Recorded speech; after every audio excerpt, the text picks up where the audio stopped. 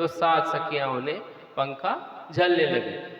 ये हम लोग की अभी प्रेम स्थिति जो है वो अगाढ़ नहीं है, लेकिन जब युगल स्वरूप से हम लोग को बहुत ज़्यादा मोहब्बत हो जाएगी ना, तो ऐसा होगा कि जैसे ठाकुर जी, राधा रानी और श्याम सुंदर जब बैठे होंगे, तो केवल उनको साथ में देखने से ही इतनी खुशी होगी।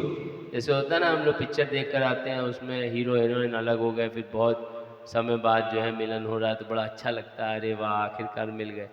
तो केवल प्रभु को अपनी मतलब जो है राधा रानी के साथ बैठना देखने में ही आनंद आएगा कि वो कैसे आपस में बैठे हैं, बातें कर रहे हैं, इतना अच्छा लगेगा, खुशी होगी कि वाह मेरे मेरे जो प्रभु हैं कितना खुश हो रहे हैं। तो मतलब ये प्रेम की अब चरम अवस्थाएं हैं जहाँ पर भगवान से इतना प्रेम हो जाएगा कि जरा सा भी अगर हम ठाकुर जी को आत्मविभोर होते हुए देखेंगे, कितना खुश हो रहे हैं, तो स्वयं इतनी खुशी महसूस होगी कि देखो वाह मेरे प्रभु जो है अपनी राधा रानी के साथ जो है साथ में बैठे हैं और विहार कर रहे हैं। फिर राधा रानी भगवान श्री कृष्ण से कुछ जिज्ञासाएं करने लगी। आपने अपने मामा कंस को क्यों मारा? कुछ क्वेश्चन चालू हो गया लेडीज डिपार्टमेंट। आप वृंदावन से जाते समय हमें वचन दिए थे कि बहुत जल्दी वापस लौट आओगे, फिर आप क्यों नहीं वापस आए? क्या कारण था? हाँ, इस प्रकार कहते हुए राधा रानी रोना शुरू कर दी। कुछ देर में अचेत हो गई और उनका श्वास रुक गया।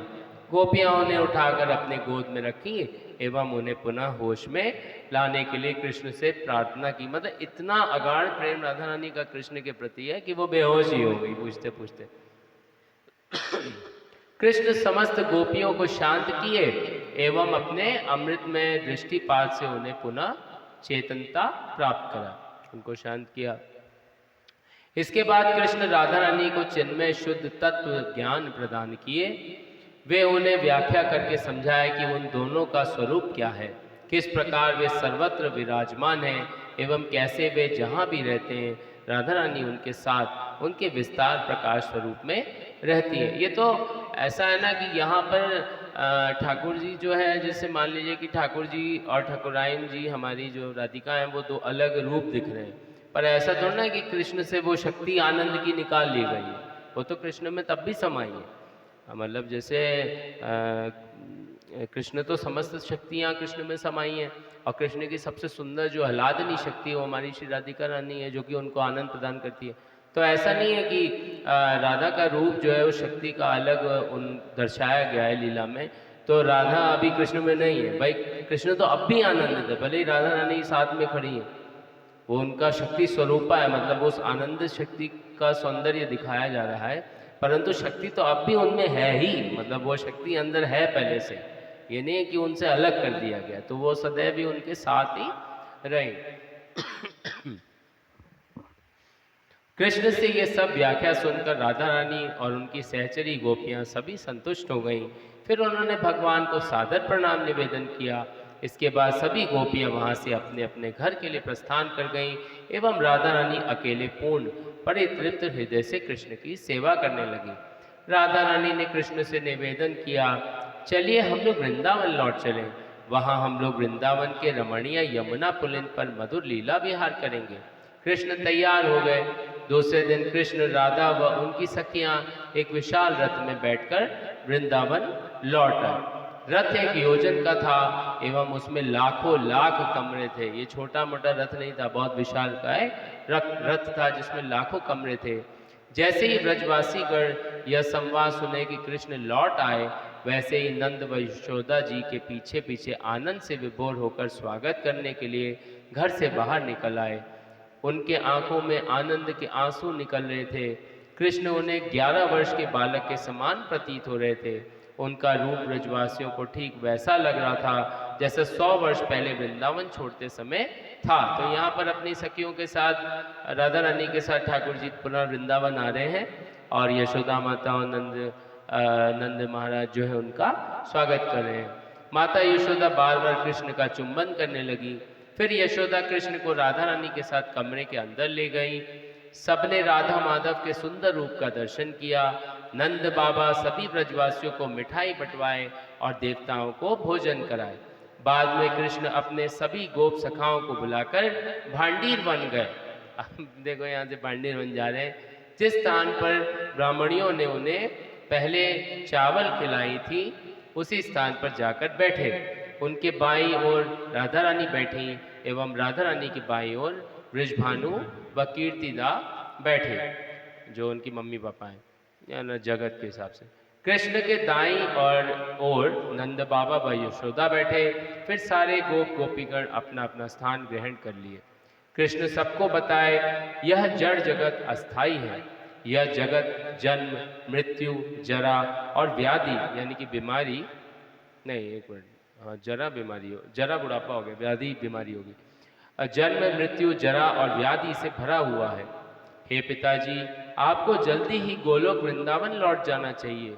बहुत जल्दी इस पृथ्वी पर कली प्रकट होने वाला है एवं अपना प्रभाव फैलाने वाला है। फिर कृष्ण कलयुग के सारे लक्षण वर्णन किए। मतलब अब जो है लीला समाप्त हो रही है और गोलोक वृंदावन, अभी वृंदावन आए, अब गोलोक वृंदावन वापस अपने समस्त सखियों के साथ लौटने की बात चल रही है। जब कृष्ण इस प्रकार कलयुग के विषय में बोल रहे थे, तभी अचानक एक 4 योजन तक फैला हुआ दिव्य सुंदर रथ उस स्थान पर आया। वह रथ कौस्तुभ मणि और पारिजात के पुष्पों से सुशोभित था। उसके अंदर लाखों लाखों मंदिर थे और रथ एक सूक्ष्म पतले वस्त्र से ढका हुआ था। गोलोक से आए हुए उस रथ पर हजारों गोपियां चढ़ गई। यानी कि अब ये लोग गोलोक वृंदावन वापस जाने, एक रथ आया वहां से गोलोक वृंदावन से, जिसमें समस्त गोपियां चढ़ गई। कृष्ण के आज्ञा से श्रीमती राधा रानी अपनी माता कीर्तिदा एवं अपनी सहचरी गोपियों के साथ रथ पर चढ़ गई। अपना शरीर बिना बदले गोलोक धाम वापस लौट गई। अन्य गोपियां अपना भौतिक शरीर त्याग कर आध्यात्मिक शरीर ग्रहण करके उनके साथ वापस लौट गए। यानी कि अब उनको नया शरीर, आध्यात्मिक शरीर मिल गया ना, क्योंकि आध्यात्मिक जगत में जाना है, अभी तो सांसारिक जगत में थे। गोलोक में प्रवेश करने से पहले उन्होंने सुंदर विरजा नदी का दर्शन किया। विरजा नदी का जो है एक कथा है यहाँ पर कि कैसे विरजा नदी बनी, ये कथा एक इसकी है, इस वाली किताब में कभी सुनाएंगे। उस नदी का तट अनेकों प्रकार के मणिरत्नों से सुशोभित था। विरजा नदी पार करके महिमा में अनुपम गोलोक वृंदावन धाम में उपस्थित हुई। राधा रानी पहले षटश्रृंग पर्वत पर गईं। वहां से वे वृंदावन के परम रमणीय स्थान रास मंडल गईं। वहां वे एक सुविशाल वट वृक्ष देखी। वह महिमा में वट वृक्ष 100 योजन विस्तृत था एवं लाखों लाख उसके शाखा प्रशाखा थे।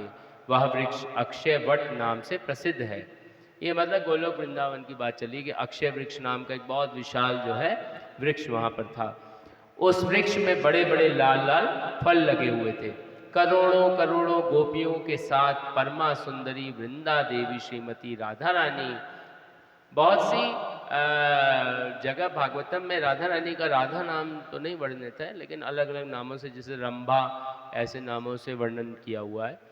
तो वृंदा देवी श्रीमती राधा रानी का गोलोक वृंदावन में स्वागत की।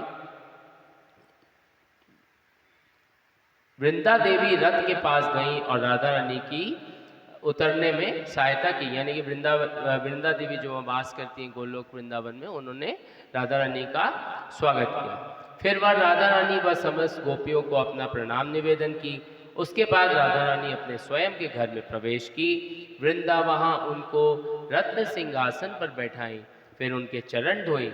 अन्य सखियां श्वेत चामर से उनको पंखा झलने लगी। अष्ट सखियां जो राधा रानी की रहती हैं, जैसे जो भूलोक में भी प्रकट हुई, वहाँ पर उनकी ड्यूटी जो है वो निर्धारित है। जैसे ललिता सखी कुछ राधा रानी का जैसे श्रृंगार है, ऐसी चित्रा सखी कुछ कार्य देखती हैं राधा रानी का। मतलब ये सखियाँ मैया की बहुत प्रेम और बहुत ही घनिष्ठ सखियाँ हैं जो कि उनका ख्याल रखती पूर्ण रूप से। इसका भी उल्लेख इस वाली किताब में किया हुआ है कि प्रत्येक सखी अलग अलग, जैसे चंपक लता सखी हैं वो क्या करती हैं, ऐसे अलग अलग सखियाँ क्या क्या उनका कार्य करती हैं। तो इसके बाद उन सबने नंद, यशोदा एवं अन्य सभी ब्रजवासियों का सादर स्वागत किया जो भूलोक वृंदावन से राधा रानी के साथ वहाँ आए थे। अब नंद यशोदा भी जो है यहाँ पर दर्शाया जा रहा है कि गोलोक वृंदावन में भी साथ में गए। वे सभी सुखपूर्वक गोलोक धाम में निवास करने लगे। तो मतलब ये सब कथाएं वो हैं जो हम लोगों ने कभी सुनी नहीं है, मतलब कथाएं